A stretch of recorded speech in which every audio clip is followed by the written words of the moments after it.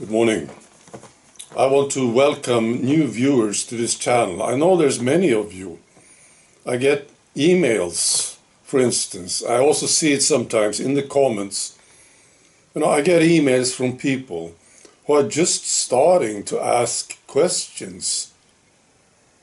And I think it's confusing for some of you to be on this channel when you realize that there's a better chance of you getting the truth here from this guy, this arrogant bastard sitting in the chair, than it is for you to get the truth from some white coat so-called expert in a TV studio or some health official. Yeah, I understand this is confusing. This is how it is. There's a much better chance of you getting the truth here. Yeah, I know, it's weird, isn't it? Right. So, welcome to this channel. Now, today I want to tell you about something. An article that I read. It's in the Nature magazine. Nature magazine, I think, this is a magazine that healthcare workers read. Doctors read this. Health officials, presidents. This is a good source for them, so they read this stuff, right? And there was a study done, and I'll post a link to it. So this is what they say. They looked at the risk of influenza-like illness and loss of work days in healthcare workers connected to the COVID vaccine, okay? So they take the COVID vaccine, what happens to them? See? They get healthier, they are at work more often. Well, they looked into it. Right, so this is what they say about it. So, we show that more COVID vaccinations are associated with a higher risk of influenza-like respiratory illness and work days lost. They showed it, they say. Based on our data, we conclude that the COVID vaccine booster vaccination does not contribute to the protection of the healthcare workforce in a post-pandemic setting. The COVID vaccination may even temporarily increase the likelihood of symptomatic infection and workday loss. Right. So there you go. I could have told you this. I'm sure I did.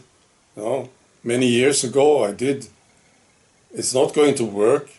But people are so invested in this thing. I understand this is uncomfortable. I understand. I really understand it. This is uncomfortable. People are invested in this emotionally. Well, they totally believed in it, right? Even though it was an experiment, they believed it. They believed it was safe and effective, first of all. They not just believed it, it was like real dogma, It was like written in stone. It was absolute truth. It was safe and effective. This experiment. And it was an experiment. They didn't know what was going to happen. That's the idea of an experiment, right? And they absolutely didn't know what long-term effects it would have. But you people, ordinary people, healthcare workers, doctors, all these people, and some of you are now on this channel, I think. Maybe there are some officials watching me now.